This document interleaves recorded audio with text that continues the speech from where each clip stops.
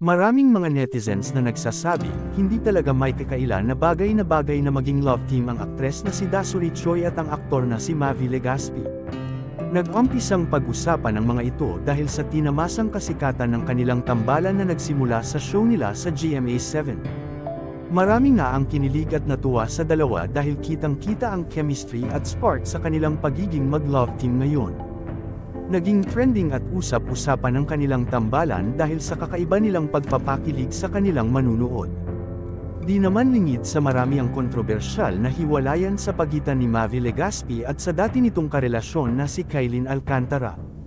Samantala ngayon araw na pabalita naman sa buong social media ang tungkol sa naging panayam kay Mavi, kung saan inamin daw nito ang totoong namamagitan sa kanilang dalawa ni Dasuri.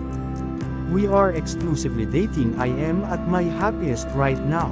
Masaya ang puso ko ngayon at sana maging masaya din ang puso niya." Ito daw ang naging pahayag ng aktor sa tanong na kung sila na ba ng aktres sa isang exclusive interview sa kanya kamakailan lang.